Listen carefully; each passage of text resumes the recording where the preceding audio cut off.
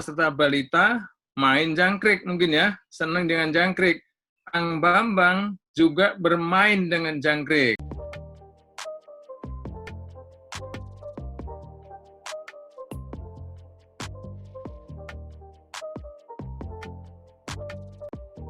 Peserta balita main jangkrik mungkin ya, senang dengan jangkrik. Ang Bambang juga bermain dengan jangkrik, ya, bekerja sama dengan jangkrik, dan menjadikan kemaslahatan, kemanfaatan bagi dirinya, keluarganya, warga desanya, dan mungkin sekarang udah ke berbagai kota, lingkupnya nasional. Ya.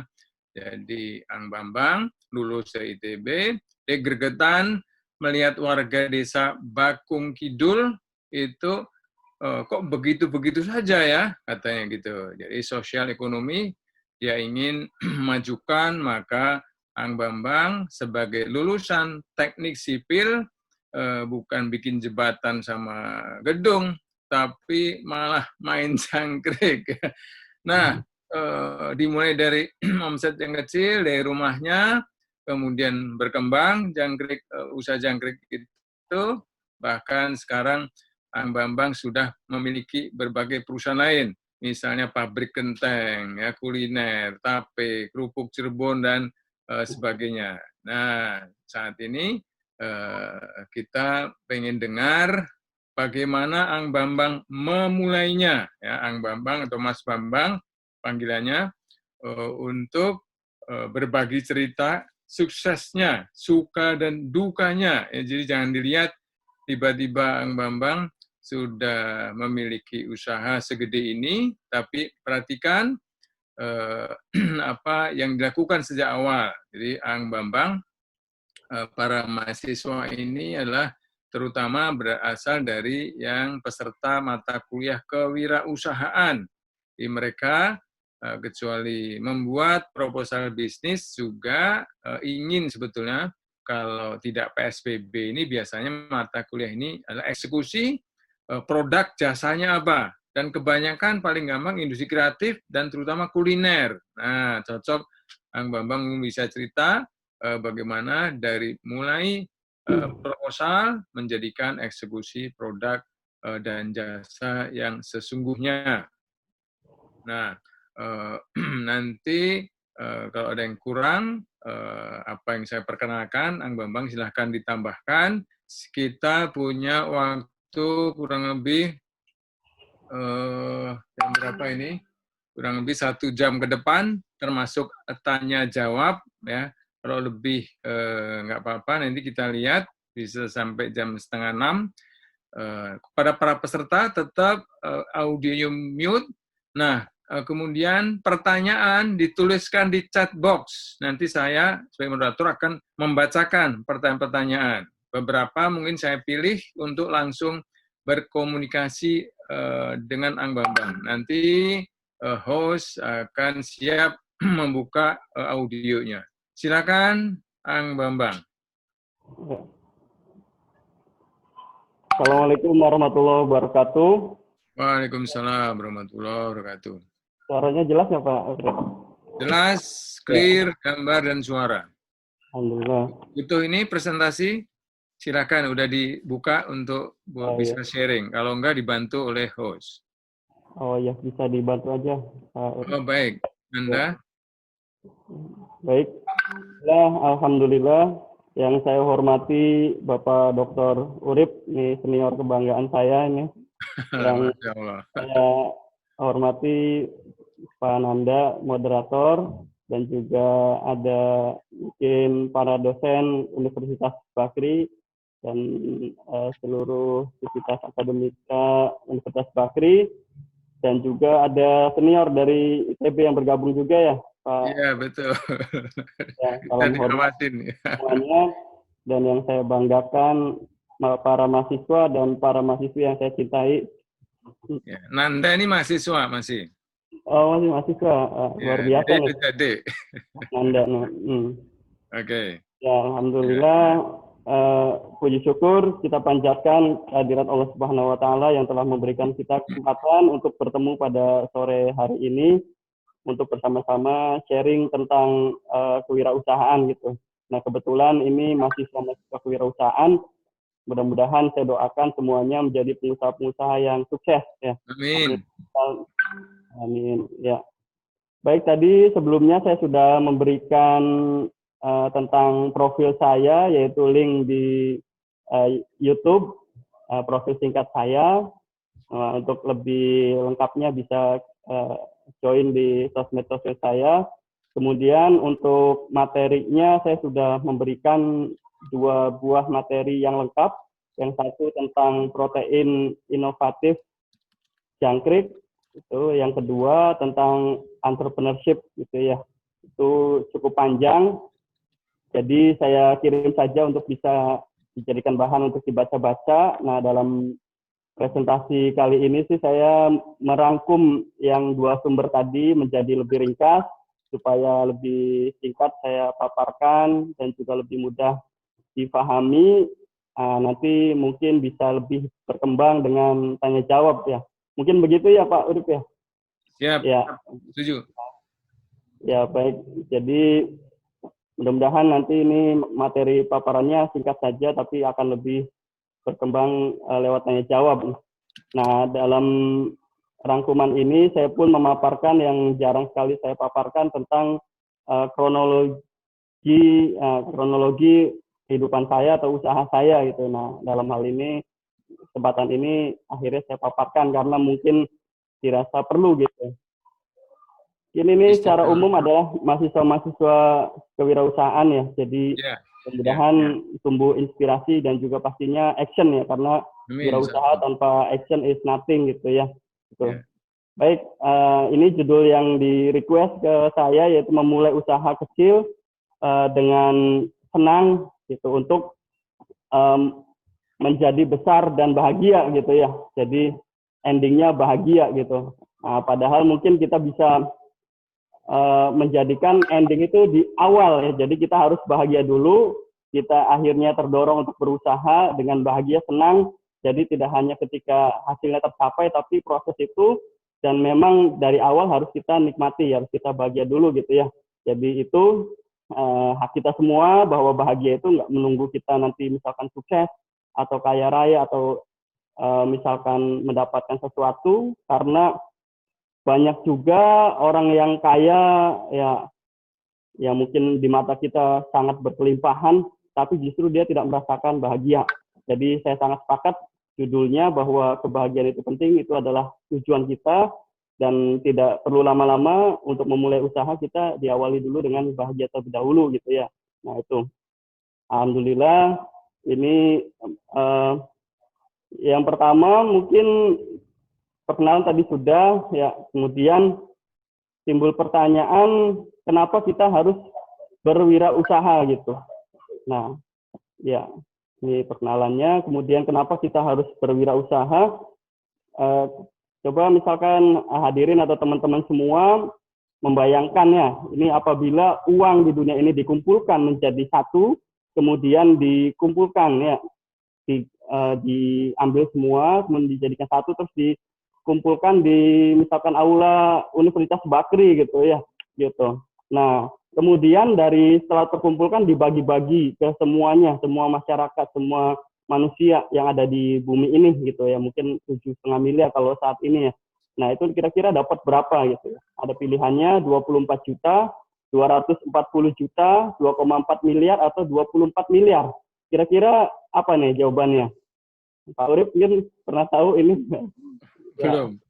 Ya. Nah, ini berdasarkan riset dari Gallup Internasional pada tahun 2011. Ternyata sangat mencengangkan bahwa apabila dibagi rata itu jumlah per orangnya akan mendapat 24 miliar gitu ya. Nah, mungkin kita lihat diri kita, mungkin kita punya berapa miliar gitu. Kalau per 2018 kalau tidak salah itu rata-rata kekayaan orang Indonesia itu hanya 36 juta gitu. Kalau yang dewasanya saja sekitar 130 juta. Padahal kalau jumlah total sedunia apabila dikumpulkan dan dibagi rata itu mencapai 24 miliar gitu. Artinya apa gitu? Artinya kalau kita ingin pergi memancing ya di suatu danau, Nah, kita lihat banyak ikannya, kira-kira dapat nggak ikannya? Dapat kan? Tapi kalau ikannya sedikit atau bahkan tidak ada, kita tidak dapat. Nah, kita sekarang tahu bahwa ikannya atau rezekinya itu atau uangnya ya kasarnya itu sangat berkelimpah.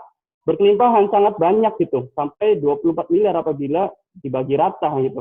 Artinya kita sangat potensial untuk melakukan bisnis karena kekayaan itu sangat melimpah. Tinggal bagaimana caranya kita itu bisa merancang suatu sistem yang bisa membuat kekayaan di dunia itu mampir kepada kita gitu. Nah, itulah yang kita perlukan dalam berbisnis gitu. Next. Ya.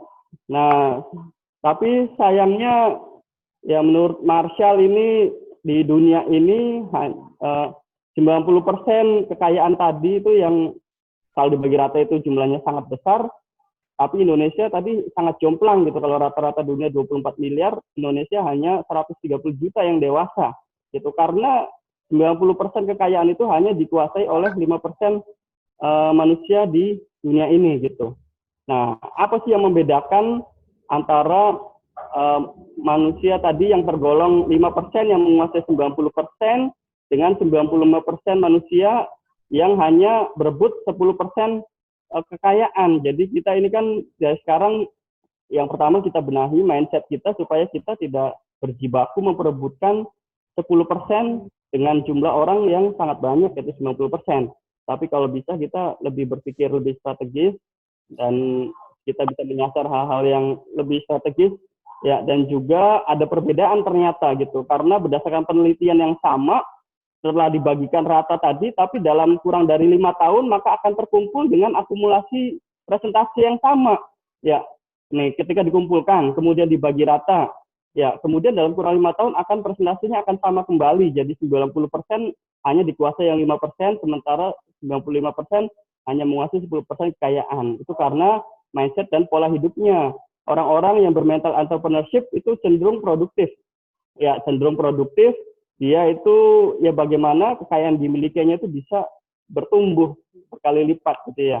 Nah, sementara kalau yang bermental konsumtif atau yang tadi yang 95% manusia itu dia mentalnya konsumtif. Jadi walaupun dia dapat kekayaan, dia berpikirnya bagaimana mengkonsumsinya atau menghabiskannya. Nah, kita dengan tahu seperti itu ya kita kembali berpikir strategis bahwa kita harus mengambil peran nih untuk mencapai dalam tanda kutip kasar kekayaan gitu ya, yaitu sebagai zona entrepreneurship. Kalau kita zonanya gajian bisa terukur, misal bulanannya berapa, paling gede misalkan 5 juta, 10 juta, atau 20 juta dikali masa hidup kita ya tidak akan tercapai kekayaan misalkan 24 miliar, yang padahal itu adalah rata-rata dunia gitu. Nah, oleh karena itu mulai dari sekarang kita bisa untuk belajar entrepreneurship ya. Selanjutnya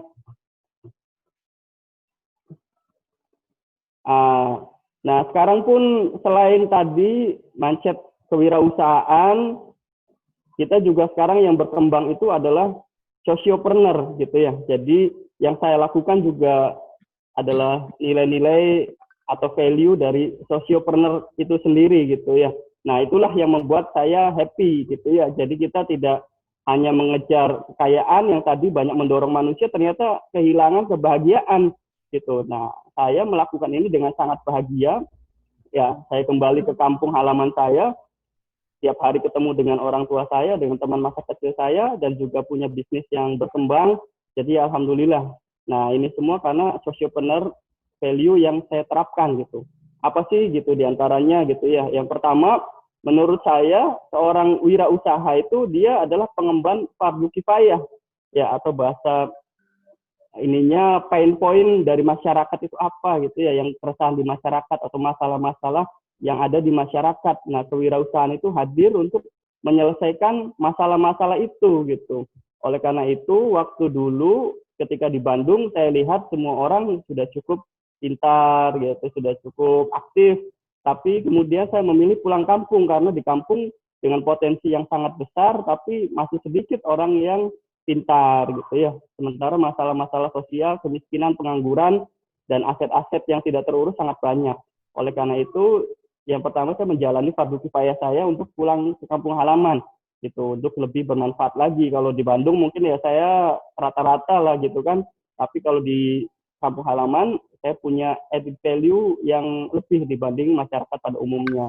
Gitu. Nah, yang kedua adalah mindset rahmatan lil alamin, atau kita mengejar mindset kemajuan atau kemakmuran secara luas, gitu ya. Jadi sociopreneur atau entrepreneur yang menurut saya yang betul itu ketika dia ikut menjadi katalis atau bagian untuk bisa memakmurkan komunitasnya, atau dalam yang lebih besar adalah bangsanya, ke tingkat kemakmuran yang lebih tinggi gitu. Ya, tapi sebaliknya misalkan dianya berkembang gitu ya, sangat kaya raya, sangat maju, tapi komunitasnya tidak berkembang atau bahkan tambah miskin. Nah, mungkin menurut saya yaitu kurang berhasil tuh sebagai seorang entrepreneur gitu. Nah, tapi sebaliknya nih, secara ini kasarnya tanda kutipnya, dia secara pribadinya itu ekonominya tidak berkembang atau bahkan menurun, tapi komunitasnya, ekosistemnya atau bangsanya menjadi makmur sekali dengan kontribusi dia. Nah, mungkin itu adalah justru entrepreneur yang sangat berhasil gitu, sangat betul. Jadi mindset itu mungkin menurut saya sangat perlu. Yang pertama adalah fardhu kifayah, jadi kita bersemangat karena itu adalah bagian dari ibadah, dari nilai lebih bahwa kita selain mendapat untung juga bisa menyelesaikan masalah-masalah yang ada di masyarakat gitu. Nah, tapi ganjarannya kita mengambil masalah masyarakat, tapi risk tadi itu akan diganti dengan profit gitu ya. Jadi bisnis itu adalah mengganti risk atau resiko menjadi sebuah profit gitu. Nah, yang kedua kita terapkan juga rahmatan lil alamin. Jadi dengan prinsip seperti ini tidak akan ada lagi istilahnya kita mengejar hanya individualis gitu, kekayaan pribadi, tapi akhirnya masyarakat tidak berkembang atau tidak maju. Kita bayangkan gitu ya, misalkan obat nyamuk baygon gitu. Nah, kalau dia rahmatin lil alamin, dia berpikirnya untuk menyelesaikan masalah masyarakat tadi. Tapi kalau hanya berpikir untuk mementingkan keuntungan pribadinya, pasti dia akan membuat obat yang membuat nyamuk itu lebih bertahan lama begitu kan. Nah, itu kita tidak sesuai dengan prinsip yang seperti tadi rahmatil alamin. Nah, yang selanjutnya misi kita sekarang alhamdulillah sebenarnya trennya itu milenial, ini anak-anak muda ini dia berbisnis tidak hanya mencari keuntungan belaka gitu ya, tapi juga ada nilai-nilai sosial yang dibawa bahkan menjadi nyawa atau ruh dari bisnisnya itu sendiri gitu. Nah, untuk itu juga kita perlu memegang social value di masyarakat, diantaranya kalau menurut saya kita harus menjadi seorang fasilitator ya, dimanapun kita berada, kita meniatkan diri untuk mempermudah urusan orang lain. Yang kedua, fastabiqul khairat gitu, jadi berlomba-lomba dalam hal kebaikan gitu ya. Kemudian mengutamakan kepentingan umum daripada kepentingan pribadi, dan juga mengutamakan kewajiban daripada hak. Nah, mungkin ini hal-hal normatif dan mungkin klise, tapi ini sangat penting ya, kita agar kita mencapai kebahagiaan itu sendiri tadi sesuai dengan judul kita, selain kita berusaha gitu atau berbisnis. Next. Ya, ini kronologis kehidupan saya gitu. Jadi saya ini berasal dari tadi ya, dari Bakung Kidul, sebuah desa kecil di Kecamatan Jamblang, Kabupaten Cirebon, Jawa Barat gitu ya. Dari keturunan anak petani, cuman bapak saya sendiri yang menjadi PNS gitu. Jadi tidak ada background usaha gitu ya. Maka dari itu ketika saya masuk ke dunia usaha juga ditentang oleh keluarga besar gitu, karena tidak ada budaya usaha gitu. Nah, tapi waktu itu dari kecil sampai SMA itu saya tidak pernah melakukan usaha apapun, tapi kemudian masuk kuliah tahun 2004. Ya, ketika di kampus saya banyak mengikuti seminar-seminar dan pelatihan bermutu ya, dan gratis gitu ya. Yang mungkin kalau kita lihat sekarang, kehidupan saya sekarang, kalau ingin dapat seminar-seminar seperti itu, wah susah sekali gitu. Jadi kepada teman-teman mahasiswa apabila ada kesempatan-kesempatan seminar dan lain-lain itu, mumpung masih mahasiswa itu dimaksimalkan supaya bisa mendapat ilmu yang sangat banyak, karena pasca kuliah ini susah sekali kita untuk berkesempatan untuk belajar gitu, karena fasilitas atau karena kondisi yang lainnya gitu ya. Kemudian akhirnya saya termotivasi nasionalismenya, karakter buildingnya. Nah, juga waktu itu pemicunya adalah kondisi ekonomi saya gitu ya, yang hanya dari keluarga pas-pasan. Waktu itu ada 3 orang yang berkuliah, kebetulan sama semua di Bandung dengan kakak saya.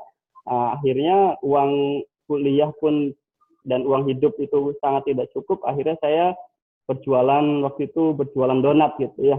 Nah, kemudian dari 2 bulan berkembang, yang tadinya dari 2 box, kemudian sampai dengan waktu yang singkat waktu itu bisa menjadi 1 mobil omsetnya per bulannya gitu, dan kemudian didistribusikan lewat reseller teman-teman saya yang berbagai jurusan itu ke kelasnya masing-masing gitu. Kalau dulu kan di ITB itu masuk tuh pagi-pagi jam 7.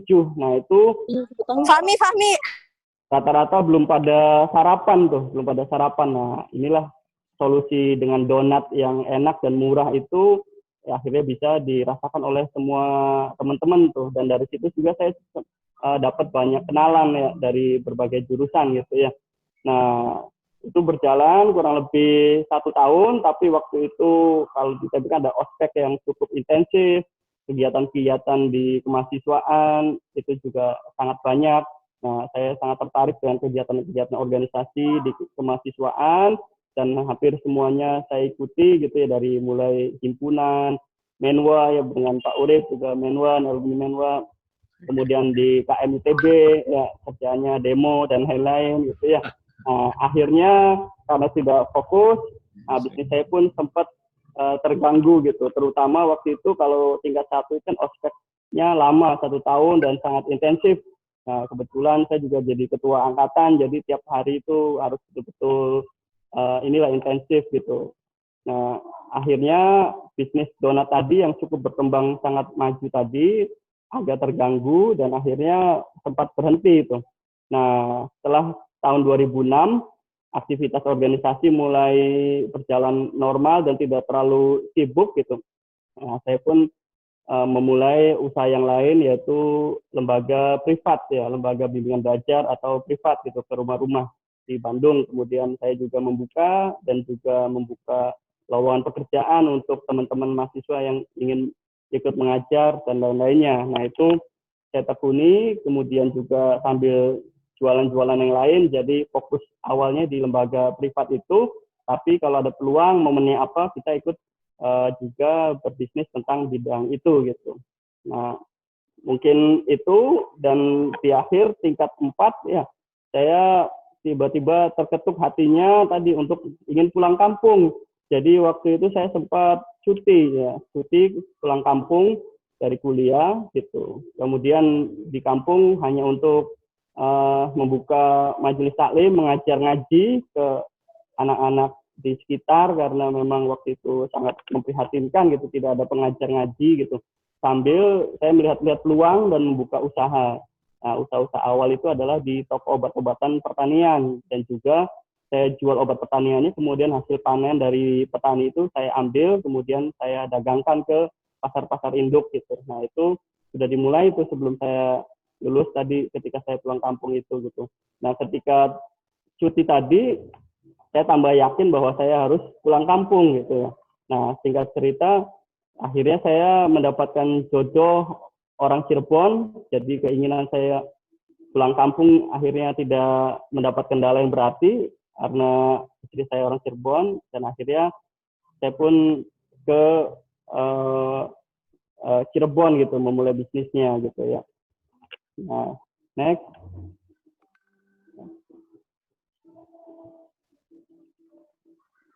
Ya, itu sudah menikah. Nah, ini mungkin penyakit untuk pebisnis pemula nih ya, penyakit untuk pebisnis pemula, karena energinya sangat besar, semangatnya sangat tinggi. Biasanya pebisnis pemula itu banyak sekali membuka bisnis-bisnis gitu, ya, tanpa memandang resiko lebih jauh. Nah, waktu itu juga selain usaha pupuk yang berkembang, kemudian perdagangan komoditi pertanian, akhirnya saya juga membuka yang lainnya gitu, karena saya sipil, saya membuka konsultan sipil, terus ada toko plastik, kemudian tadi saya punya pengalaman di bimbel, saya buka juga gitu. Nah, itu semua waktu itu berjalan, Tapi tiba-tiba setelah 1 tahun, ya gitu, setelah 1 tahun, tadi selain itu memang ada jangkrik juga ya, karena jangkrik ini simple gitu. Kebetulan di rumah saya ada halaman, jadi bisa ditempatkan kandang-kandang jangkrik. Nah, salah satu misalnya jangkrik tadi, selain yang lain itu. Nah, kemudian pada tahun 2011, nah, itu terjadi panceklik panen padi. Nah, pupuk yang tadinya kan biasanya bayar panen gitu, Pak, kebanyakan petani. Nah, itu tidak bisa pada bayar tuh. Kemudian pengiriman kita ke pasar-pasar induk juga itu juga mengalami gagal bayar. Nah, itu sehingga menyebabkan bisnis yang banyak tadi dengan modal yang tidak kuat akhirnya bangkrut gitu ya. Nah, ini adalah penyakit pengusaha pemula yang tidak fokus gitu.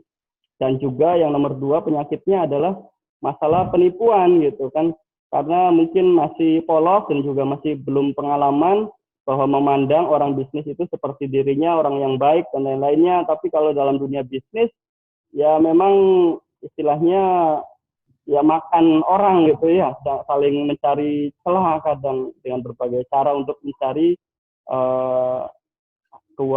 keuntungan atau rezeki-rezeki yang mungkin yang kita menurut kita tidak halal atau apa, tapi kalau di pasar ya memang banyak sekali, mungkin lebih dari 50% pedagang ya begitu gitu cara mainnya gitu, karena budaya di kita itu memang masih belum baik gitu ya, budaya trading lokal itu masih belum baik gitu.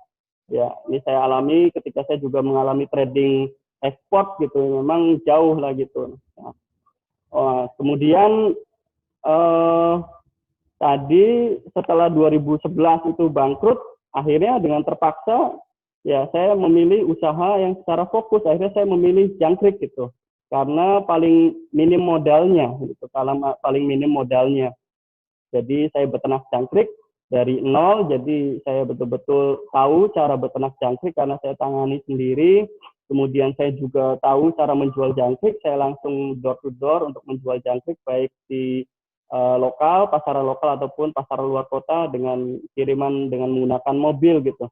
Nah, selain itu sambil mengisi waktu luang karena saya punya mobil ya, mobil itu juga bisa kita manfaatkan untuk mencari omprengan atau nyari order ya. Jadi sopir lah, buruh sopir gitu ya. Nah, itu kegiatan saya waktu itu yaitu fokus di jangkrik dan juga memanfaatkan mobil yang saya punya untuk mencari muatan-muatan gitu.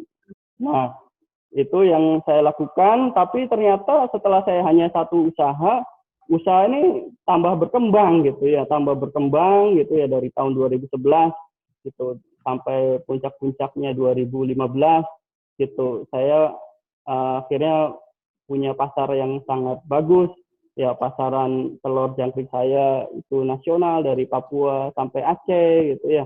Pasaran jangkrik saya sepulau Jawa gitu, sehingga omset saya waktu itu sampai 5 miliar per tahun gitu ya, dengan 20 karyawan dan mitra binaan kita ada 200 orang gitu.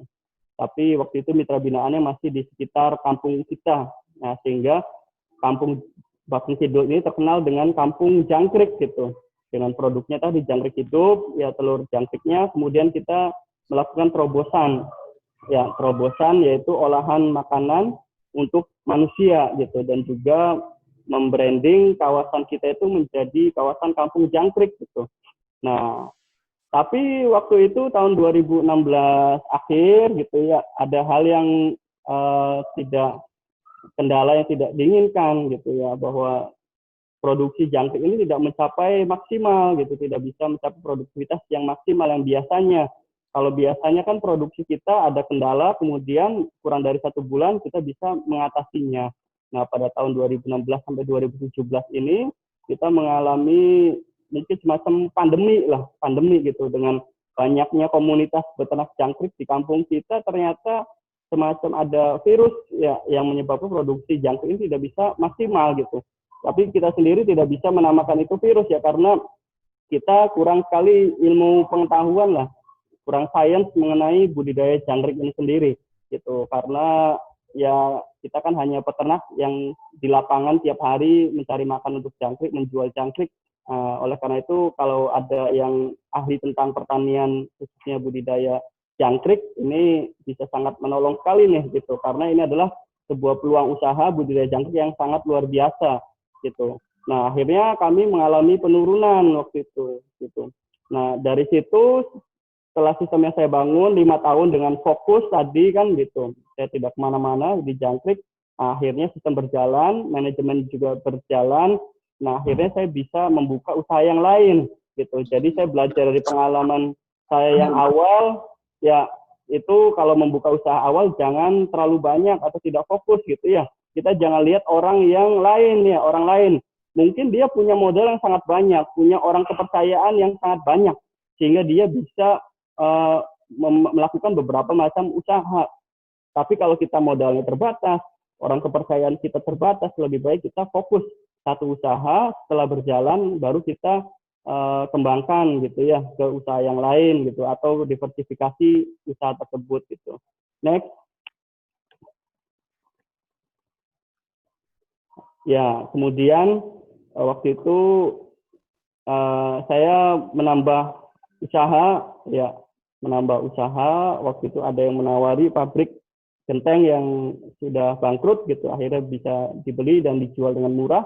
Sistemnya sudah ada, pekerjaannya sudah ada, dan saya pun punya orang ahli yang kebetulan teman sekolah saya gitu. Dan itu juga menurut saya model bisnisnya sangat berbeda. Kalau Jangkrik kan fast moving, barang hidup gitu. Kalau ini lebih santai gitu ya. Lebih santai, kita invest beli tanahnya juga berkembang terus, apalagi Majalengka setelah ada bandara itu kan. Akhirnya saya pun membeli satu pabrik genteng dengan kepengelolaan tadi oleh rekan saya yang saya kenal betul, saya percaya gitu. Kemudian dia mengelola itu dari satu pabrik genteng, kemudian tiap tahun selalu bertambah satu, akhirnya sekarang saya punya 3 pabrik genteng gitu. Nah, usaha Jangkrik pun masih terus berjalan gitu.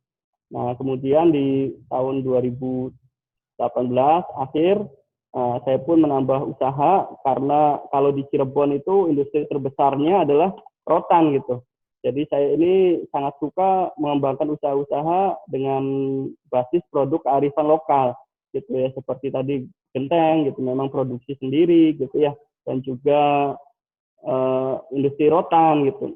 Nah, industri rotan ini sangat unik karena dia itu merupakan keunggulan komparatif dari bangsa Indonesia, karena 80% bahan baku rotan itu hanya ada di Indonesia, dan 80% pengrajin rotan itu ada di Cirebon gitu. Jadi ini produk yang sangat diminati oleh dunia. Nah, dan kita unik sekali punya keunggulan komparatif di sini. Nah, sehingga Cirebon dikenal sebagai eksportir yang cukup besar di Jawa Barat. Kita tahu juga kan Jawa Barat itu eksportir yang terbesar di Indonesia gitu. Akhirnya saya ingin main ke industri yang lebih besar tadi, yaitu di rotan, tapi juga kita harus fokus melangkahnya. Saya melangkah awal ini dengan bahan baku rotan itu gitu. Jadi bahan baku rotan yang dikembangkan oleh pengrajin di Cirebon ini berasal dari luar pulau gitu ya. Ada Sulawesi, Kalimantan, dan Sumatera. Itu kita datangkan, kemudian kita masukkan kepada para pengrajin di Cirebon. Nah, itu tahun 2018, dan akhirnya tahun 2019 pertengahan ini ya secara tiba-tiba gitu ada momen pemilihan kepala desa gitu ya gitu. Nah, akhirnya saya didorong oleh masyarakat gitu ya untuk ikut serta dalam pencalonan gitu. Nah, ini juga akhirnya tadi saya berpikir tadi Fardhu Kifayah itu juga mengetuk hati saya gitu, seperti saya dulu waktu enak-enaknya bisnis di Bandung, kemudian harus pulang kampung gitu dengan kondisi yang merintis kembali. Nah, ini juga dengan kondisi sedang enak-enaknya usaha gitu, saya terketuk hatinya untuk menjadi kepala desa gitu yang mengurusi masyarakat gitu. Nah, tapi setelah dipikir matang-matang untuk kebaikan yang lebih besar gitu ya, dan juga mapping juga tetap ya, kita harus rasional juga. Setelah mapping juga dukungan cukup kuat gitu. Akhirnya saya mencalonkan diri dan alhamdulillah pada 27 September itu terpilih sebagai kepala desa dan baru dilantik tanggal 29 Desember. Artinya sekarang baru 6 bulan jadi kepala desa. Nah, itu mungkin jadi sekarang posisinya 2020 Nah, saya sebagai seorang kepala desa di Bakti Sidul dan juga tetap kegiatan saya sebagai seorang sosiopreneur, saya lebih suka dibilang begini ya, bukan pengusaha atau entrepreneur, tapi lebih suka sosiopreneur. Dan memang sebenarnya saya bukan pengusaha yang terlalu tinggi atau terlalu ITB menjadi peternak jangkrik gitu ya, unik gitu, sehingga saya pun pernah dipanggil oleh Bang Andi Esnoya gitu. Jadi karena bukan usaha saya terlalu besar ya, usahanya alhamdulillah so-so gitu ya. Tapi mungkin ada uniqueness-nya ya, uniqueness-nya gitu. Ya, next.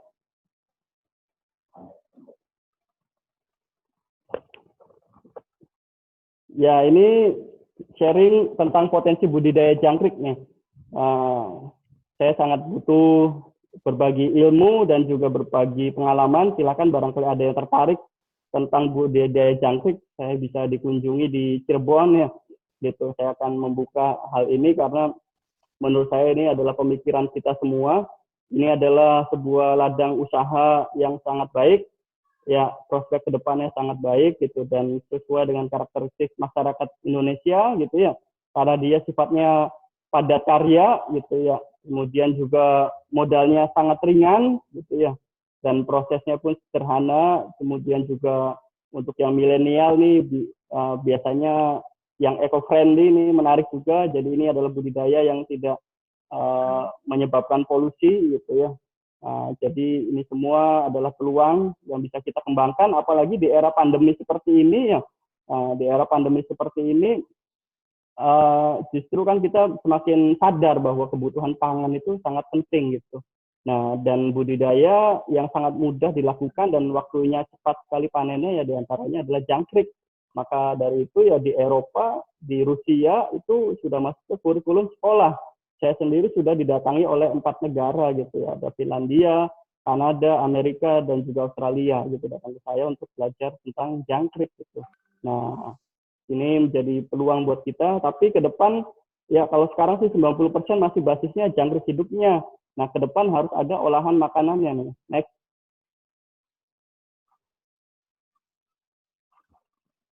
Ya, ini adalah peluangnya karena jangkrik itu yang pertama, dia itu sudah ada sertifikat halal dari MUI, ya sudah ada sertifikat halal, fatwa halalnya dari MUI, gitu ya. Jadi ada juga yang istilahnya silang pendapat tentang jangkrik apakah halal atau tidak. Tapi saya sih sudah punya pegangan, sudah ada fatwa halal dari MUI gitu.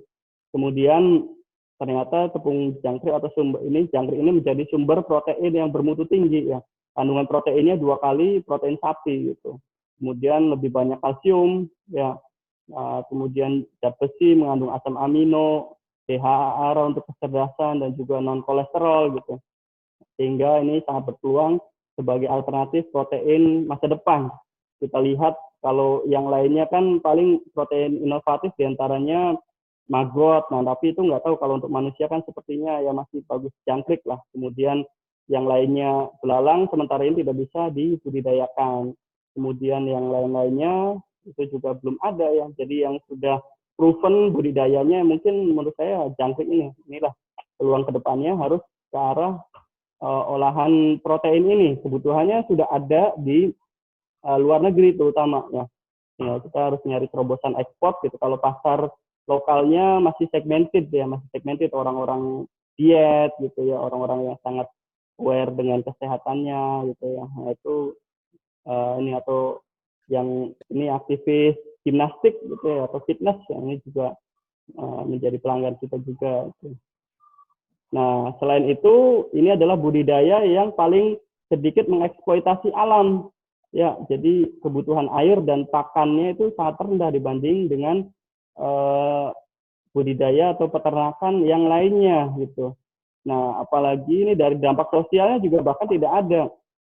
Kalau di kampung ini kan juga dulunya banyak yang peternak ayam, tapi sekarang banyak sekali dampak sosialnya karena bau, lalat dan lain-lainnya. Akhirnya masyarakat tidak menghendaki, akhirnya kan ditutup dan lain-lainnya. Demikian juga sapi, ya sapi modalnya sangat besar, kambing juga ya. Nah, ini adalah sebuah alternatif lah gitu. Next.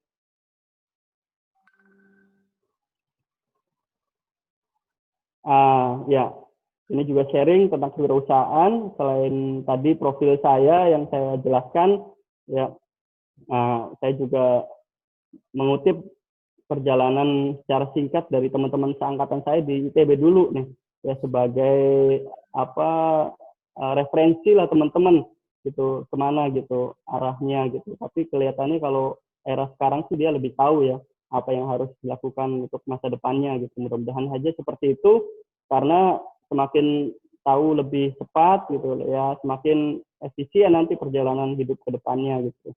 Walaupun ya memang kalau kehidupan kan tidak standar gitu, tidak flat gitu ya. Yang pertama Ahmad Zaki ya, ini juga teman dekat saya, dia founder Bukalapak ya, dari Sragen, sama orang kampung ya. Saya kemudian juga aktif gitu ya di KM ITB, aktif di organisasi tapi tidak terlalu aktif seperti saya gitu ya. Karena dia mungkin lebih fokus gitu ya, dia lebih fokus dari awal, jadi kita kadang aneh dengan Ahmad Zaki dulu gitu ya. Nah, karena dia mungkin di otaknya udah ada gambaran gitu. Nah, kemudian dia S1-nya IF-ITB, jadi pas sekali passion dia dan kuliahnya itu pas sesuai. Kalau akademik sedang-sedang saja, tapi dia senang kompetisi gitu ya. Ya, ini adalah informasi yang mungkin tidak didapatkan di media, tapi karena saya kenal gitu, jadi ini saya tahu seperti itu kurang lebihnya gitu ya. Nah, kemudian juga pernah bisnis gerobak, mie ayam gitu ya, tapi sempat gagal gitu. Tapi ya mungkin ya bukan levelnya lah seperti itu. Nah, waktu itu sudah mulai Bukalapak, itu punya website Bukalapak kalau dulu kan sejak 2008 setahu saya, walaupun secara resmi 2010 ya dikatakannya. Nah, waktu itu jualannya sederhana, jualan on-the-road sepeda dan lain-lain. Nah, akhirnya sukses dengan Bukalapaknya. Kemudian yang kedua ini ada Fajrin Rashid ya, yang dari Pekalongan gitu ya. Kemudian dia ketua angkatan IF-ITB, kemudian aktif di himpunan, dia cukup aktif Fajrin ini, tapi dia sangat fokus dan orangnya ya sangat kompeten sekali gitu ya. Dia IPK-nya 4 gitu ya, dia excellent sekali. Jadi setiap pekerjaan yang dia pegang itu kelihatannya excellent gitu ya. Nah, kemudian dia co-foundernya Zaki, karena satu asrama dengan Zaki, Fajrin itu ya. Setelah lulus kuliah, dia kerja di Boston Consultant Group gitu ya, sebagai konsultan bisnis.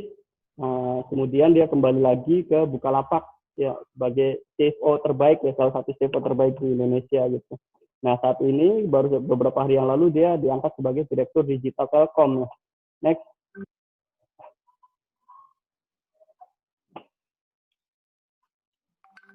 Ya.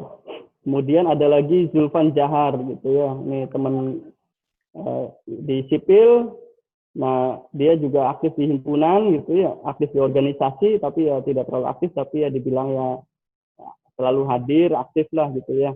Nah, kemudian memang dari awal senang lobby-lobby alumni, orang-orang penting gitu. Jadi kalau event-event organisasi tuh dia fokus mencari orang-orang penting, mengajak ngobrol, nyari relationship gitu. Nah, kemudian setelah itu kerja di PU setelah lulus. Nah, kemudian dengan bakat menjalin relationship-nya itu, dia punya jaringan luas, gitu kan. Akhirnya dicemburui, terus juga mungkin kalau di PU itu kan abu-abu, jadi dia keluar fokus usaha sekarang di bidang mikrohidro gitu ya. Jadi gitu. Jadi dari awal dia punya jaringan, kemudian berpikir strategis yang memang menguntungkan buat dia gitu. Mungkin kalau kita lihat waktu dulu mindsetnya mahasiswa kelihatannya bagaimana gitu ya. Tapi ya justru itu memang sangat efektif gitu. Kemudian ada Randy Saputra, Kang Randy ya, dari Banjarmasin. Dia juga sangat aktif di berbagai kegiatan, terutama di kegiatan Gamais atau Keluarga Mahasiswa Islam Cirebon gitu, ITB gitu ya. Nah, sangat aktif. Kemudian dari awal memang punya kemampuan retorika yang bagus, cara berpikir yang bagus, senang dengan kegiatan-kegiatan sosial gitu ya. Nah, mungkin sayangnya dengan perkuliahan kurang cocok, akhirnya DO gitu ya. Akhirnya usaha sejak kuliah, tapi usahanya sangat bagus, berkembang waktu itu, terus dia nikah cepat. Kemudian dia punya usaha bimbel properti gitu, tapi ya cepat bangkrut juga gitu. Karena dia sepertinya agresif sekali orangnya ya. Nah, sekarang dia punya gerakan yang sangat besar itu, Kopdar Saudagar Nusantara. Tapi dengan rendah hatinya dia hanya minta dipanggil sebagai guru ngaji gitu. Ya, itu jadi dia memang punya kemampuan bicara dan menulis gitu ya untuk menggerakkan orang.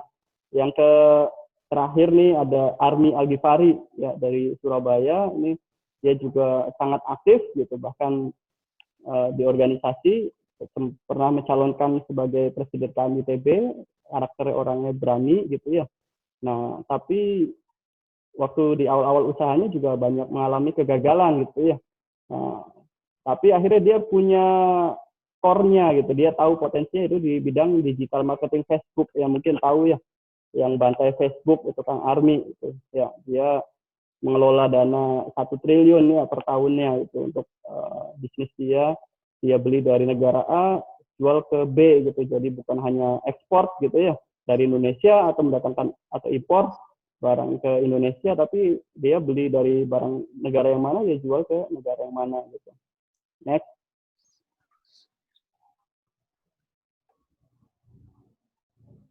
Nah, ini benang merahnya kalau menurut saya ternyata ya ini sharing kepada teman-teman mahasiswa nih terutama ya gitu. Ternyata rata-rata itu orang-orang yang tadi saya sebutkan itu dia aktif di organisasi kampus gitu. Nah, tinggal levelnya saja. Nah, levelnya saja apa aktif sekali atau aktif gitu ya. Tapi semuanya tadi itu aktif gitu ya. Ya istilahnya ikut dalam organisasi di kampusnya sesuai misinya masing-masing. Ada yang ikutan apa organisasinya gitu. Kemudian dia juga punya karakter yang kuat gitu ya, karakter yang kuat, ngotot. Terus juga kita lihat sudah berbeda itu orangnya. Jadi walaupun dia belum sukses, tapi dia istilahnya udah karakter kuatnya itu, ngototnya itu udah kelihatan gitu. Nah, tinggal akhirnya ya menemukan passionnya, strength dia itu di mana gitu. Itu yang harus ditemukan, ya harus digali lebih awal lebih baik gitu. Tapi kadang kalau tidak sambil dijalankan ya tidak tahu juga. Ya, jadi secara teori sih kita harus tahu passion kita, strength kita apa, kita latih strength kita. Ya kalau pisau tuh kita asah bagian yang tajamnya gitu, jangan bagian yang tumpulnya, itu insya Allah lebih akan efektif sekali. Tapi kadang kita pun tidak tahu sebelum kita menjalaninya, jadi ya kalau pengusaha juga harus action juga ada ya. Nah ini gitu. Nah akhirnya kita jadikan tuh kekuatan karakter kita, passion dan strength kita itu menjadi sebuah produk. Ya nanti yang apa yang akan dijualnya, yaitu yang punya added value atau nilai tambah, yang punya nilai manfaat, nilai tambah, ya. Nah ini adalah added value-nya, produknya apa, gitu. Kemudian ya punya faktor kali atau leverage, ya faktor kalinya apa, jaringan kita, pemasaran online kita, atau apa ya. Jadi dengan punya produk yang punya nilai tambah dan nilai kali, maka kita bisa menghasilkan bisnis di situ, gitu, dan menghasilkan keuntungan, gitu ya. Nah, yang selanjutnya semua teman-teman saya yang saya sebut tadi menjadi seorang sociopreneur gitu. Nah, inilah yang sangat dibutuhkan oleh Indonesia gitu. Jadi bukan pengusaha-pengusaha yang oportunis, tapi juga pengusaha yang bisa membawa kemakmuran yang lebih besar untuk masyarakatnya gitu ya, bukan hanya untuk bisnis pribadinya. Mungkin itu penyampaian dari saya. Selanjutnya bisa dilanjutkan melalui moderator ya. Baik, terima kasih Yang Bambang. Sangat menarik. Sambil menunggu banyak pertanyaan ini, saya sudah mencatat ada sekitar 25 pertanyaan. Ang Bambang bisa baca. Ini saya mau kirim ya ke WA Ang Bambang. Saya ringkas tapi itu sesuai ya. Ada 19 pertanyaan dulu nih. Nah, tapi pertama mungkin saya membacakan pertanyaan mana. Sebentar. Jadi sambil tunggu. Tadi para mahasiswa dengar ya, terakhir yang benang merah tadi kan, ternyata keberhasilan Ang Bambang ini bukan tiba-tiba lulus langsung jadi pengusaha. Sejak mahasiswa tadi kan ada 5 tadi ya, benang merahnya kan. Sudah aktif di organisasi, karakternya ngotot gitu ya, artinya kuat ya, tegas ya, yang mana karakter yang unik, kemudian sudah punya passion, artinya tekun menekuni apa yang dimulai, terus digali, direnungkan, dievaluasi, lalu, nah ini mungkin kekuatan saya gitu, lalu dilanjut. Apa yang menjadi itu dilanjut? Karena ada nilai tambah, sehingga ada sesuatu yang bermanfaat bagi orang lain. Dan ternyata di antara teman-teman seangkatan Ang Bambang itu ya, itu ternyata teman-teman Ang Bambang ini top-top itu ya, beberapa kita kenal. Dan mereka semua adalah sociopreneur ya, jadi bukan cuma untuk pribadi, tapi juga dampak yang lebih luas. Nah, Ang Bambang, siap nih ya ditanya. Yang nanya pertama dari chat box, saya pilih Farhan Iskandar. Apa saja kendala selama membesarkan bisnis jangkrik? Mau langsung dijawab atau 3 pertanyaan saya baca? Ya, boleh 3 Mungkin pertanyaan. langsung ya. Langsung ya. Apa kendalanya selama membesarkan bisnis jangkrik? Karena ini bisa mencakup beberapa pertanyaan yang lain. Silakan, Ang Bambang. Iya, di bisnis jangkrik ini kendala utama adalah pemasaran ya, karena dia itu adalah barang fast moving. Nah, jadi jangkrik itu dia dari telur sampai besar itu 30 hari ya. Nah, kalau lebih jelas tentang budidaya jangkrik bisa saya udah menulis 2 buku budidaya jangkrik ya, itu ada di Gramedia. Jadi jangkrik itu dari telur menetas sampai panen itu 30 hari. Nah, dia itu harus dijual sebelum bersayap. Nah, dari usia maksimal sampai bersayap itu kurang lebih 2-3 hari. Jadi dalam 2 hari itu kita harus bisa menjual jangkrik itu. Nah, itulah kendala utama dalam bisnis jangkrik. Artinya kita harus sigap gitu untuk memasarkannya gitu ya. Nah, itu memang kendala yang strategis atau krusialnya di pemasarannya. Tapi juga sebenarnya sih mayoritas sepanjang tahun itu kebutuhan jangkrik itu langgeng gitu ya, langgeng, dan dari tahun ke tahun itu ada perkembangan. Nah, dan di setiap kota pun penyebarannya cukup merata gitu. Di kota yang lebih besar kebutuhan jangkriknya itu lebih tinggi gitu. Biasanya itu untuk penghobi burung, kicau ya, dan juga untuk ikan hias terutama itu ya. Nah, itu. Tapi kita tidak bisa maksimal untuk memproduksi jangkrik karena tadi harus dijual cepat gitu. Kadang-kadang pasar kan menurun. Nah, makanya kalau kita punya terobosan olahan makanan yang canggih, nah, kita tidak ragu lagi untuk bisa memproduksi jangkrik gitu. Ini saya kira semua problem ini di komoditi-komoditi pertanian atau peternakan yang lain juga hampir sama ya. Jadi pasar itu sangat terbuka, luas, tapi kita tidak punya industri olahan yang mumpuni. Jadi kita khawatir kalau kebanyakan nanti nggak laku atau harganya jatuh apa gitu. Padahal 90% pasar itu sangat membutuhkan, tapi ada 10% tadi ketika pasar itu sedang turun.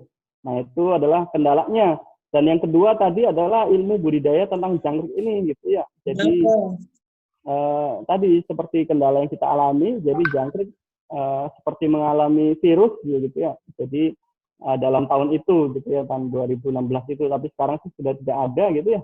Nah, itu kita tidak tahu, itu masih menjadi pertanyaan buat kita. Nah, akhirnya polanya saya kembangkan, jadi peternak saya, mitra peternak saya itu jadi tersebar di banyak titik gitu. Kalau dulu kan terpusat, nah sekarang menjadi tersebar tuh. Nah, mungkin itu beberapa kendala dalam bisnis jangkrik itu. Baik, Bang. Berikutnya ada 11 orang, saya lihat ada keterkaitan ya dari para mahasiswa nih, Yang Bambang. Bramandika, Andini, Syifa Kiani, Anastasia, Fahmi Fauzi, Gama, Reka, Muhammad Agus, Saiful Akbar, Abimanyu, dan Wandari Stefani. Nah, kalau saya satukan menjadi begini. Bagaimana Ang Bambang berani gitu ya, memilihnya jangkrik, memulai usahanya bagaimana, meskipun tadi udah disinggung tadi ya, diulang, memulainya gimana, kenapa milih jangkrik, kenapa seberani itu, unik, berbeda, ya. Nah, kemudian bagaimana membuat konsumen itu tertarik kepada apa yang produk yang Ang Bambang jual. Apalagi ketika Ang Bambang nggak sendirian, ada produk-produk yang sama, gimana supaya memilih ke kita. Kemudian Muhammad Agus misalnya mengira ya bahwa usaha itu ada up, ada down. Apakah Ang Bambang pernah down? Nah, kalau pernah, bagaimana bangkit lagi, bagaimana up lagi, gitu ya. Nah, kemudian terakhir, bentar, ada proses apa di dalam memulai sampai besar itu yang paling krusial, yang mungkin paling riskan gitu ya. Proses apa dan seberapa besar pengaruh itu pada usaha Ang Bambang sampai membesar. Silakan Ang Bambang. Ya. Jadi yang pertama, kenapa memilih usaha jangkrik gitu? Ya. Tadinya tadi waktu awal saya memilih pulang kampung, yang terbayang itu ya memang di bidang pertanian atau peternakan gitu. Makanya saya memilih diantaranya adalah obat-obatan pertanian, pupuk, dan juga menjual hasil pertanian. Nah, salah satunya itu jangkrik ya, gitu. Karena saya lihat budidaya sederhana dan saya punya space yang sempit tapi bisa untuk budidaya jangkrik gitu. Dan waktu itu di desa saya itu tadinya kan basis pengrajin rotan. Nah, tahun 2010 itu sempat mengalami bangkrut gitu, banyak bangkrut ya karena dulu ada ekspor bahan baku yang diperbolehkan ke luar negeri itu. Jadi Cirebon kurang bahan baku, jadi banyak yang bangkrut. Nah, bekas-bekas pengrajin tadi itu ada space-space gitu di rumahnya tuh, ada tempat-tempat kosong ya yang tidak terkena cahaya matahari dan juga angin yang terlalu berlebihan. Nah, itu bisa untuk budidaya jangkrik gitu. Dan dia sangat murah, hemat gitu modal awalnya ya. Dengan kita hanya 12 juta ya, selain tempat ya, ini 12 juta selain bangunan. Itu bisa mencetak penghasilan UMR gitu. Kalau usaha lain kan mungkin ada yang di atas itulah ya, apalagi sapi ya, atau apa. Nah, itu jadi yang pertama saya memilihnya karena tempatnya sangat fleksibel. Keahliannya sederhana gitu, tapi nanti marketingnya itu yang susah ya. Nah, kemudian tadi panennya juga cepat gitu dan sesuai dengan kondisi kita, banyak space yang kosong. Nah, akhirnya saya memilih usaha jangkrik tuh gitu. Jadi sesuai dengan karakteristik di desa saya gitu. Ya. Terus yang lainnya apa yang paling berkesan ya saya. Nah, itu tadi dengan juga pernah mengalami kondisi terpuruk enggak gitu ya. Nah, saya itu iya waktu 1 tahun pertama itu kan karena saya bangkrut, saya memulai usaha sendiri gitu ya, tanpa karyawan. Saya memberi makan jangkrik sendiri, saya menjual sendiri gitu ya. Nah, dalam 1 tahun itu merintis pemasaran itu bisa dibilang nggak ada untungnya gitu, karena kita kan membawa jangkrik misal 1 mobil, karena kita belum punya pelanggan, masih ada separuhnya gitu kan. Nah, kadang ada yang mati, kadang besoknya bisa dijual lagi. Nah, itu 1 tahun tuh proses begitu mencari pelanggan gitu. Nah, ketika mulai tapi ya kita harus sediakan barangnya kan. Kalau berdagang itu kuncinya kita harus punya barang dulu baru kita bisa dagang gitu. Makanya Indonesia nih harusnya produksinya bisa berlebih gitu ya, supaya masyarakat bisa banyak yang dagang. Tapi kan komoditi di kita tuh sustainability-nya nggak ada rata-rata gitu. Kayak aja misalnya ada yang permintaan apa gitu ya, diantaranya itu kelanggengan suplainya tuh justru nggak ada sebenarnya. Jadi permasalahan sangat terbuka. Nah, itu di jangkrik tuh mengerintis pasar ya memang tidak mudah, banyak perjuangannya. Saya harus punya banyak barang. Akhirnya karena saya orangnya berani, saya cetak banyak. Saya berdayakan rekan-rekan di desa saya tadi yang menganggur, saya suruh untuk beternak jangkrik. Akhirnya saya punya produksi yang banyak.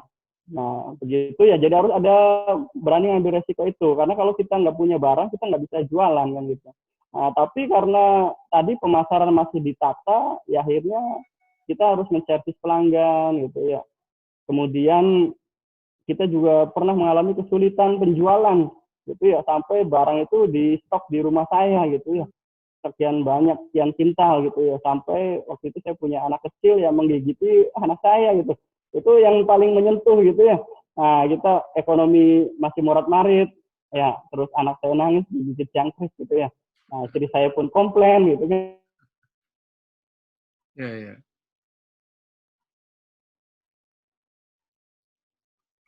Aduh, perjuangan anak gitu ya.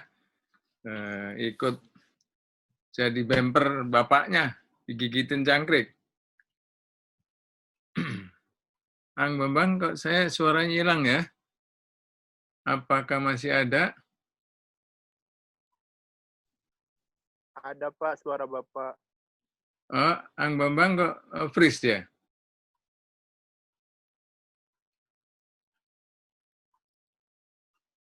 Ya, kita masih ada waktu. Tunggu Ang Bambang mungkin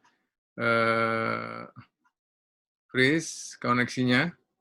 Nah, hilang, dia lagi masuk lagi. Jadi sambil menunggu, mahasiswa semua bisa memperhatikan ya. Nggak ada yang seketika, semua harus diusahakan dari kecil, menengah, membesar, ada suka duka, ada bangkrut, ada jatuh, bangkit lagi, yaitu karakter yang katakan tadi ngotot tadi ya. Ngotot bukan ngeyel berdebat ya, tapi ngotot untuk mulai lagi, kembali lagi, jatuh, bangkit lagi, ya, dan seterusnya. Kita sering baca, tahu ada pengusaha lain yang nah, Ang Bambang udah masuk lagi, sekali berdunia, dan ceritanya mirip ya. Ya, Ang Bambang dibuka ininya, ya, audionya. Ya, kecapaian audionya, saking besar usaha jangkriknya. Baik, Ang Bambang, udah dengar? Ya, sudah. Baik, ya. Pertanyaan berikutnya ini saya pilih, nah ini dari Afra Hanin ya. Ang Bambang sekarang jadi kades, ya, yang nomor 13 itu. Apakah usaha lebih lancar ya gara-gara kades, ada KKN nih jangan-jangan, atau jadi sulit dua-duanya dikelola, ya, melayani masyarakat jadi kepala desa atau usaha, bagaimana mengelolanya? Itu dulu mungkin Ang Bambang. Ya betul ya. Jadi sekarang saya sebagai seorang kepala desa baru 6 bulan, jadi saat ini waktunya lebih banyak menata pemerintahan yang baru ya. Tapi tadi saya sudah memperhitungkan ya, karena kalau jangkrik sendiri kan sudah ada manajemennya. Bahkan itu sudah setelah 6 tahun, jadi sejak tahun 2018 itu sudah bisa jalan sendiri tuh jangkrik kan gitu. Iya. Nah, ini yang pasti jangkrik terus berjalan gitu kan, dan malah tambah dikenal karena posisi saya sebagai kepala desa gitu ya. Dan ya akhirnya lebih mudah juga bersinergi juga ya dengan upaya-upaya pemberdayaan yang dilakukan oleh pemerintahan gitu. Nah, kemudian ya tapi saya sendiri sangat profesional, jadi itu biar berkembang sendiri, jadi dana pemerintahannya lebih ke usaha-usaha yang lainnya gitu, karena takut ini tadi kan konflik of interest gitu, orang kalau ini potensi desa tapi kalau kita kembangkan kan takut wah ini gimana gitu, jadi saya tidak menyentuh sama sekali, justru tidak menyentuh sama sekali gitu. Nah, jadi bukan memanfaatkan kekuasaan kades untuk membesarkan usaha jangkrik ya. Ya. Baik, mungkin ada yang dari Syafira Larasati Wibowo ya. ada dua nih. Ketika berusaha ini kemungkinan mengajak mitra kelompok nih ya, teman-teman untuk usaha bareng. Nah, tidak jarang sama teman kerja ini atau teman usaha berselisih, berbeda pendapat. Apakah itu Bang pengalaman, dan kalau iya, bagaimana mengatasi perselisihan itu, menyikapi minimal ya, sehingga usaha tetap lancar. Yang kedua, saya pernah iseng. Nah, ternak kok iseng, ini nggak boleh nih ya. Saya pernah iseng ternak jangkrik, tapi mati karena serangan semut. Bagaimana mengatasinya? Silakan. Ya, yang pertama rekan usaha ya, rekan usaha gitu. Memang, tapi itu juga kan trennya mungkin ada perubahan, mungkin teman-teman yang lebih muda nih yang lebih tahu kan secara usaha milenial ini bagaimana gitu. Kalau sekarang kan cenderung berkelompok ya, berkoloni gitu ya kalau anak milenial nih. Misalkan bersinggungan dengan itu nanti satu geng itu, ini semua katanya kan gitu ya. Gitu. Nah, memang ya dengan model yang sekarang seperti itu, ya jadi ada plus minusnya gitu ya, ada plus minusnya. Kalau kita punya banyak rekan kerja, rekan satu tim, itu kan bisa membagi tugas sesuai dengan spesialisasi masing-masing. Mungkin juga bisa patungan modalnya lebih besar. Masing-masing orang juga bisa memasarkan gitu, menjadi channel distribusi produknya, itu keunggulannya. Perbedaannya pastinya karena banyak kepala ya banyak pemikiran. Nah, itu yang harus disatukan. Nah, itu kemudian juga distribusi tugas kadang kan tidak merata, atau ada yang seolah-olah dikerjakan oleh hanya beberapa orang. Ya, jadi itu silakan dipertimbangkan. Kalau meminta masukan dari saya, mungkin nggak tahu trennya sekarang seperti apa ya. Kalau dulu sih kita untuk memulai usaha tuh ya kalau bisa tidak perlu banyak orang gitu, karena justru lebih lambat dan cepat bubar gitu ya. Misalkan berlima, satu kelas aja nanti kalau nggak semuanya ditutup kan nggak enak gitu. Nanti takutnya ada apa gitu. Ya, jadi dulu saya memulai usaha itu ya kebetulan hanya beberapa orang, paling banyak 2 orang gitu. Ya, jadi itu akan lebih efisien kelihatannya. Terus kalau startup sekarang juga kan kelihatannya founder itu 2 orang tuh yang paling ini, berdasarkan penelitian katanya ya. Kalau satu kurang kuat, nah kalau lebih banyak ini, tapi 2 orang co-founder itu biasanya efektif tuh. Paling ideal ya. Baik, Bang. Berikutnya dari Tarida Aritonang, Zalfa Humaira, Priscilla Karis Brosmeri. Ya, kira-kira pertanyaan mirip. Lagi-lagi bagaimana strategi lagi nih? Mungkin diulang sedikit. Kalau produknya sama dengan pesaing, kalau bahan bakunya tergantung orang lain. Ya, kemudian masa pandemi lagi, gitu ya, tantangannya tambah nih, masa pandemi. Bagaimana pengaruhnya terhadap omset? Silakan.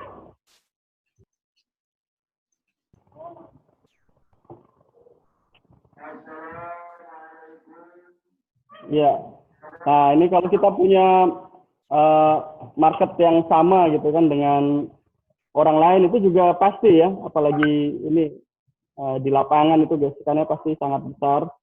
Jadi yang pertama waktu itu saya punya prinsip ya. Jadi yang pertama kita punya value usaha itu. Jadi yang pertama profesional gitu ya. Kita menjadi profesional di bidang kita. Kemudian trust. Nah, kita harus produk kita betul-betul terpercaya gitu. Jadi waktu itu saya sangat strict sekali, sangat disiplin sekali menjaga kualitas timbangan. Kualitas timbangan karena rata-rata kurang berkualitas atau kurang konsisten timbangan jangkriknya. Nah, tapi saya menjaga kualitas timbangan, kualitas barang gitu. Dan yang ketiga care. Jadi saya tuh misalnya profesional trust care. Care ini kita peduli, kita ada komunikasi dengan pelanggan, kalau ada jangkrik yang mati kita aware. Terus juga apa nih yang ini kadang kasih kompensasi gitu ya, menjalin hubungan gitu, terus juga ya ada hubungan timbal balik lah, care gitu. Dan tadi saya juga punya prinsip ya, jadi saya berusaha itu untuk kadang untuk menolong mereka, untuk pedagang itu. Jadi justru saya kadang kalau ada pesaing yang lain, ada orang masuk, saya malah bersyukur kan, berarti ada jalan untuk pedagang itu tetap dagang. Gitu ya. Nah ini adalah prinsip-prinsip filosofis yang kadang saya, orang tuh kok begitu gitu ya. Iya, tapi saya memainkan seperti itu. Jadi saya tidak pernah bertengkar dengan kompetitor saya, justru itu adalah partner saya Fastabikul Khairat untuk menyuplai para pedagang itu gitu. Dan akhirnya mereka pun hubungan dengan kita baik, alhamdulillah. Semua pemain kita dikenal pemain yang ramah lah di lapangan gitu, artinya tidak main asal jatuh-jatuhan harga, jadi kita bermain di kualitas gitu, dan juga tidak pernah memburuk-burukan barang orang lain gitu ya. Karena kalau saya prinsipnya ya begitu ya, kalau ada partner ya tadi bersaing untuk kebaikan gitu, itu saya justru lebih suka gitu, seperti itu. Jadi kita harus kita tetap harus melatih diri kita untuk bisa unggul daripada orang lain, tapi tidak perlu sampai berlebihan gitu ya, paranoid gitu. Itu mungkin menurut saya sih perlu, karena prinsipnya kita yakin bahwa rezeki itu luas gitu ya, rezeki itu sangat luas. Nah, kita harus selalu unggul di bidang kita, dan kita harus cari terobosan olahan jangkrik, terobosan apa lagi gitu ya, yang belum dimainkan oleh orang lain gitu. Tapi kita tidak perlu takut gitu, yang berlebihan atau bahkan sentimen negatif atau bahkan membunuh. Menurut saya sih itu tidak sesuai dengan prinsip yang saya pegang gitu ya. Baik, Ang Bambang, ini ada 3 saya pilih untuk dibuka, unmute, tolong Mas Nanda, yaitu Alfiandra Ghaffar, kemudian Regia Sulfahmi, dan Siska Riantini. Ada Siska Riantini, Regia Sulfahmi, dan Alfiandra Ghaffar. Ada Alfiandra Ghaffar? Iya, ada, Pak. Silakan Alfiandra. Wajahmu mana? Udah siap Alfiandra? Belum? Yang sudah siap, Alfiandra, mari. Alfiandra, silakan. Langsung aja. Apa yang kamu tanya itu di chat box, diulang ke langsung Ang Bambang. Silakan Ang Bambang, didengarkan pertanyaan langsung dari Alfiandra Ghaffar. Assalamualaikum Pak Bambang. Saya ingin bertanya Pak. Tadi kan Mas Bambang bilang jangkrik harus dijual sebelum masa di mana jangkrik belum bersayap kan Pak ya? Ya. Apakah jika jangkrik udah bersayap itu udah nggak bisa dijual lagi apa gimana? Iya, kalau udah bersayap itu tidak laku ya, karena di pedagang juga kan terbang-terbang, terus untuk burung juga kurang disukai karena keras tuh kalau udah bersayap gitu. Ya, gitu. Jadi sebelum bersayap harus sudah dijual.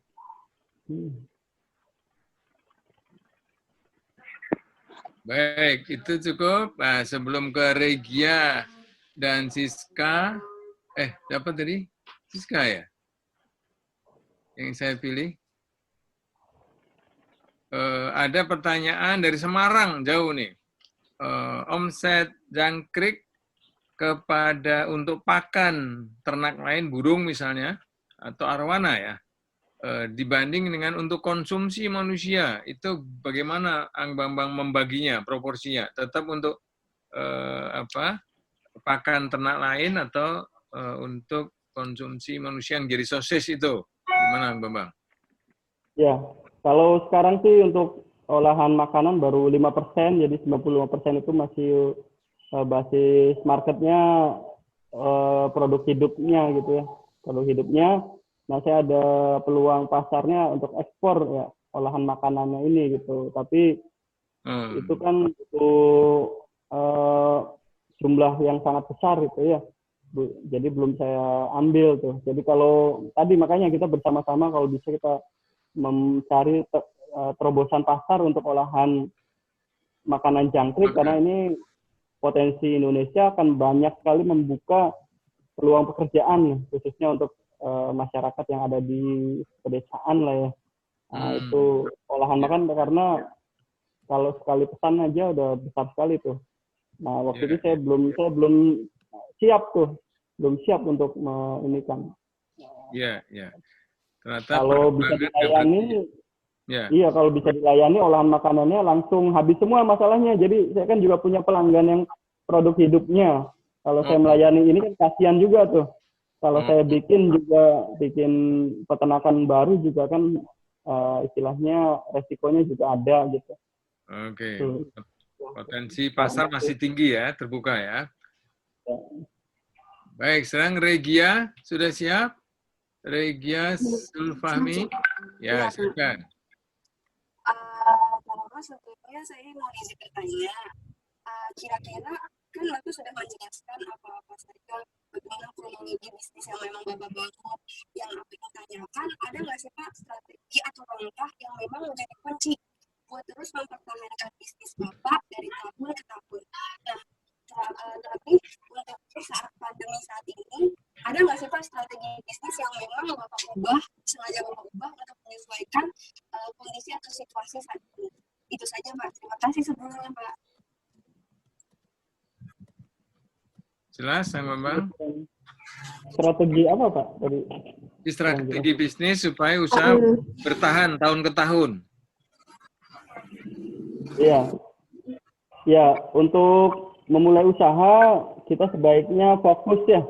Fokus, jangan tergoda hal-hal yang lain. Tadi kita jangan mengukur orang lain, yang tahu diri kita itu kita.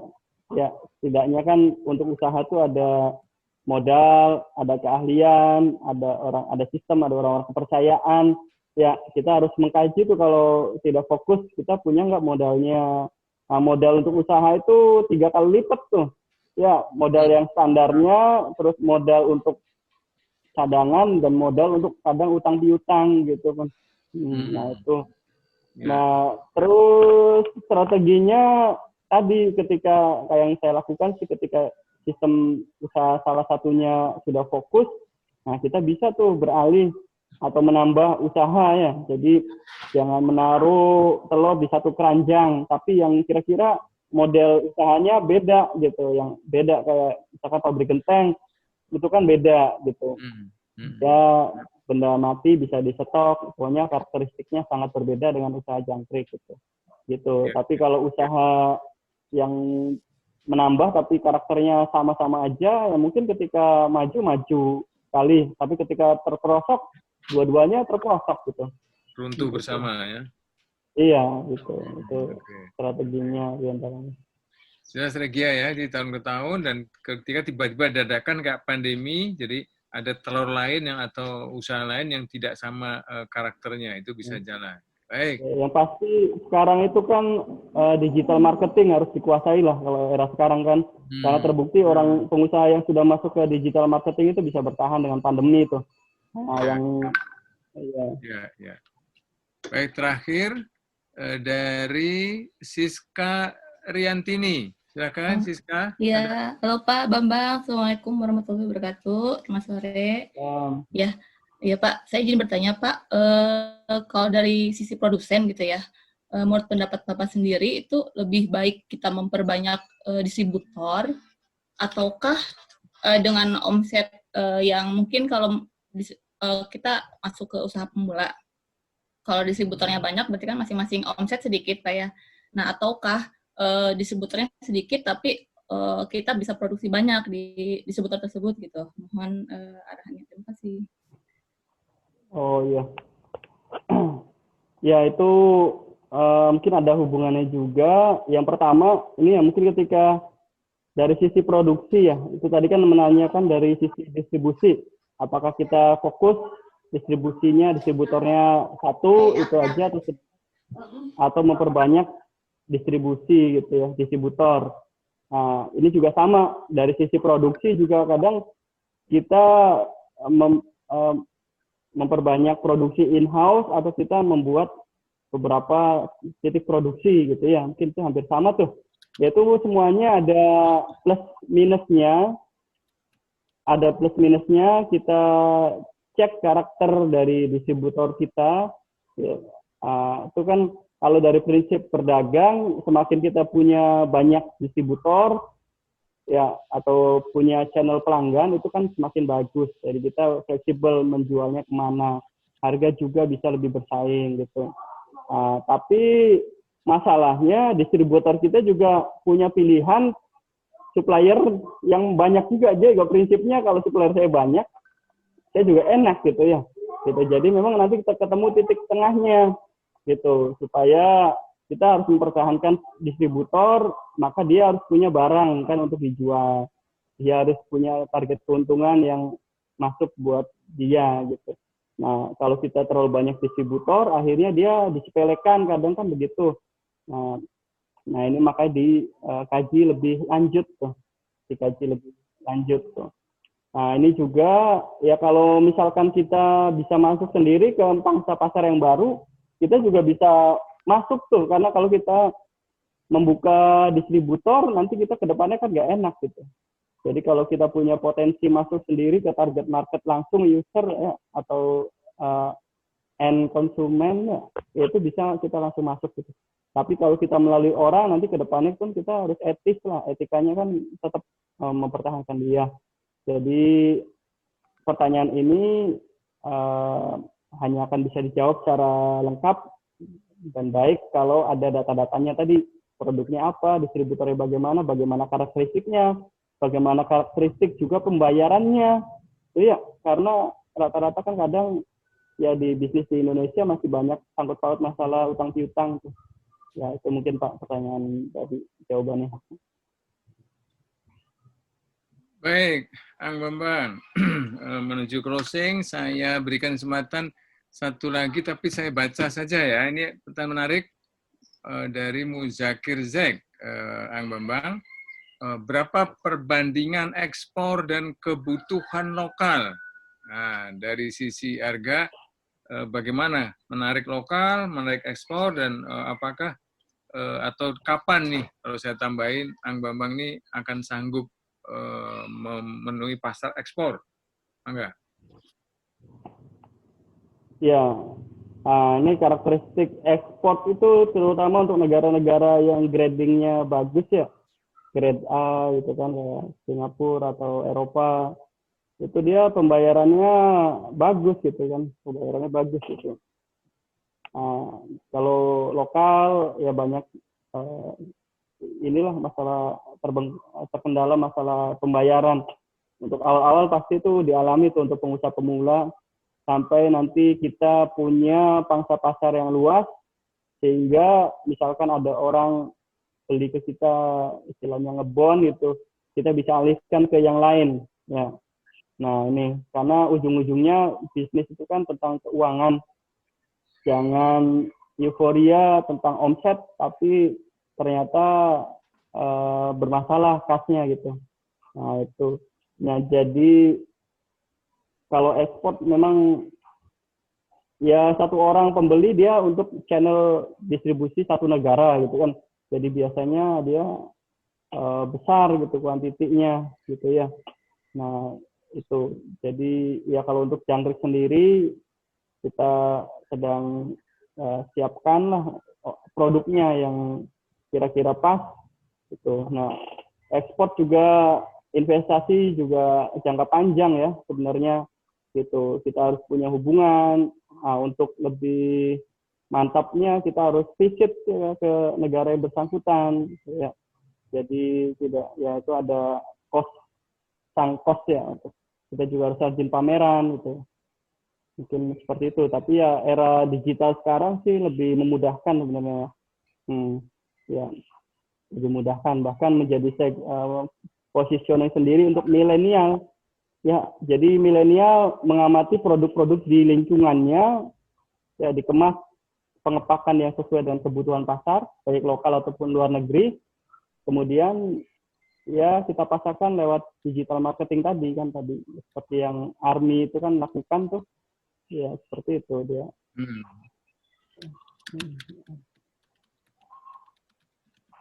Baik, Ang Bambang. Jadi untuk mengakhiri kita menyapa dulu nih. Ini kan utamanya untuk mahasiswa kuliah kewirausahaan dari prodi ilmu komunikasi. Jadi bukan prodi manajemen nih. Nanti dari manajemen juga udah minta kapan bersedia lagi ya, Ang Bambang ya. Insyaallah. Berbagi. Insyaallah, terima kasih. Ya, jadi kami bertiga, saya, Mas Aryo, ini alumni Universitas Bakri juga, menjadi dosen. Kemudian Miss Devi. Mas Aryo mana? Nanda dibuka ininya, audionya. Mas Aryo, Miss Devi dibuka. Silakan Mas Aryo, ada tambahan, closing. Ini dosen kita juga, Ang Bambang. Mangga, Mas Aryo. Baik, terima kasih Pak Urip dan Bu Devi, Pak Ang Bambang, terima kasih sekali udah sharing dengan teman-teman kita di Bakri. Dan sebenarnya yang namanya dengan bisnis itu kreativitas itu sangat penting ya Pak ya. Tadi saya udah lihat dari beberapa presentasi Bapak juga, sepertinya memang saya dari dulu tertarik dengan yang namanya jangkrik dan olahan protein alternatif kalau saya bilang. Saya harap sih ke depannya kita bisa, kalau sekarang kan sepertinya ini sebagai substitusi Pak ya, sebagai pengganti dari protein, dan saya tahu jangkrik itu sendiri proteinnya sangat tinggi kadarnya, semoga ke depannya ini bisa menjadi alternatif, karena kan seperti yang kita tahu daging sapi itu global warming lah ya. Ya, terima kasih banyak Pak, mungkin lain kali kita bisa ngobrol-ngobrol secara langsung, dan hal-hal yang bisa menimbulkan inspirasi buat teman-teman tentunya sangat kami apresiasi sekali. Terima kasih banyak untuk sharingnya Pak. Ya, Mas Aryo terima kasih. Ang Bambang nih, Mas Aryo ini juga duta pemuda nih, dipilih oleh Menteri Pemuda Indonesia, udah kemana-mana ya. Jadi saya senang di antara orang muda, tetangga saya bilang Pak Urip kok muda terus. Ya ini karena kumpulan saya muda-muda. Alhamdulillah. Baik, Miss Devi bersiap sebelum sertifikat, ada kenang-kenangan sertifikat ini Ang Bambang nih dari Universitas Bakri. Miss Devi berkenan untuk memberikan kata-kata closing apa nih. Nanti closing terakhir setelah sertifikat Ang Bambang ya. Silakan Miss Devi, Nanda dibuka audionya. Assalamualaikum Pak Ang Bambang, terima kasih banyak atas kesempatannya sudah memberikan pencerahan kepada kami semua, bukan hanya kepada para mahasiswa, tapi juga kepada saya pribadi. Izinkan atas nama Universitas Bakri kami mengucapkan terima kasih yang sebanyak-banyaknya atas ilmu yang bermanfaat, insya Allah barokah dan bisa menginspiring mahasiswa untuk segera berusaha, karena untuk bisa mengopen mind mereka bahwa tidak perlu ijazah S1 untuk baru mulai usaha, dan ini bisa dilakukan mulai sekarang. Terima kasih Pak Bambang Ang Setiawan.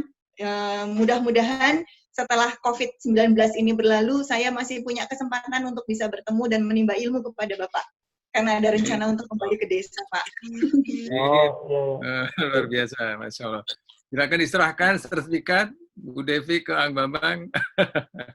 Pak Ang Bambang, mohon diterima ini sertifikatnya dari kami. Mudah-mudahan berkenan dan insya Allah masih punya waktu lagi untuk bisa menjadi narasumber GL kami di mata kuliah manajemen kewirausahaan di semester yang akan datang ataupun di Fakultas Manajemen nanti dengan Pak Urip. Monggo Pak, terima kasih banyak.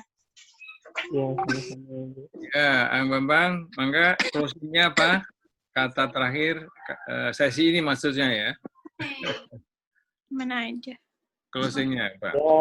Pesan-pesan. Ya, alhamdulillah sore ini kita bisa sharing bersama gitu.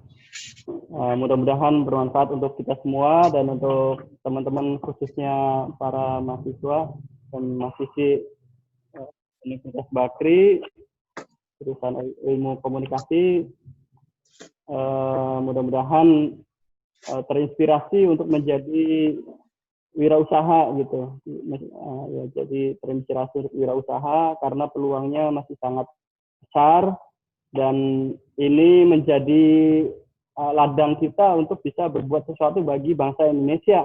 Ya, jadi saya pernah waktu itu nonton film di bioskop, ada iklan Spider-Man yang kartun tuh. Ya, terus ada dialog yang menarik. Ada dialog yang menarik gitu. Ada yang bertanya kepada waktu itu ke yang lainnya, pada Spider-Man gitu. Saya ingin menolong semua orang di dunia ini gitu. Ya. Nah, terus jawabnya kamu tidak akan bisa. Terus bagaimana? Ya, kamu tolong satu orang saja. Gitu ya. Nah, dengan menolong satu orang kamu akan bisa menyelamatkan seluruh dunia. Nah, mungkin mindset seperti itu sangat baik untuk kita kembangkan ya, daripada kita mencela banyak orang atau kita ingin terlalu besar gitu. Tapi kita menjadi seorang wirausaha, punya karyawan 1, 2, 3, 4, 5. Nah, itu tapi kalau banyak orang itu masalah bangsa Indonesia akan selesai. Gitu ya. Jadi menurut saya fokus terhadap hal yang kecil, ya fokus terhadap waktu kita yang sedikit ini di saat ini, dan mulai dari sekarang mudah-mudahan kita semua bisa menjadi bagian dari solusi terhadap problem bangsa yang sampai sekarang juga masih belum terselesaikan gitu ya. Dan itu, dan bagi yang tertarik kembali ke desa, saya himbau ke desa karena desa sangat butuh SDM ya, karena di desa ini kan kekurangannya SDM gitu. Nanti kalau tentang itu, selain perusahaan, tentang kembali ke desa juga saya sangat terbuka sekali untuk sharing ya Pak. Mungkin itu juga menjadi passion saya gitu. Terima kasih atas kesempatannya, saya sangat terhormat sekali Pak Urip, dan mudah-mudahan bisa bersilaturahmi ke depannya gitu. Amin. Insyaallah. Ya. Insyaallah, terima kasih. Turun, Ang Bambang, peserta kasih aplaus, gambar aplaus. Ada gambar aplaus. Host, tolong dibuka semua video, monitor di galeri view untuk kita ambil foto bersama, foto virtual. Mana capture? Ya, gambar saya kenapa Mas Aryo aja ya ini? Iya Pak, Nanda pilih kasih Pak. Wah, makanya yang lain pada kemana ini? Masih ada 100 lebih nih peserta. Yang nongol wajah Mas Aryo aja nih. Pak Aryo. Host sudah siap di capture semua layar? Ada berapa monitor? Siapa? Baik, ya. Buat teman-teman, pose terbaiknya mohon ditunjukkan. Kita akan berfoto bersama Ang Bambang. Ang Bambang, silakan. 1, 2, 3. Sekali lagi. 1, 2, 3. Entah dapat di layar mana. 3 kali lagi. 1, 2, 3. Dan cukup. Dan terakhir 1, 2, 3. Oke. Baik. Sudah Pak Urip. Terima kasih. Nanda, ada sesuatu dari Nanda? Saya tutup sampai di sini. Terima kasih. Barakallah, Ang Bambang, kita semua sehat. Salam untuk Ibu Kuwu dan jajaran semua perangkat desa dan warga desa Bakung Kidul Cirebon semuanya. Sampai jumpa. Sehat sentosa. Salam dari Untas Bakri. Salam Indonesia Raya. Assalamualaikum warahmatullahi wabarakatuh. Waalaikumsalam warahmatullahi wabarakatuh. Sekian webinar pada kesempatan sore hari kali ini. Semoga ilmu dari Ang Bambang bisa bermanfaat buat kita semua dan bisa menjadi amal jariah untuk Ang Bambang dan sekeluarga. Terima kasih kepada semua peserta webinar sore hari ini. Terima kasih sudah menghadiri webinar. Saya Nanda Noval sebagai host undur diri. Mohon maaf apabila ada kekurangan. Wassalamualaikum warahmatullahi wabarakatuh. Waalaikumsalam. Mas Aryo.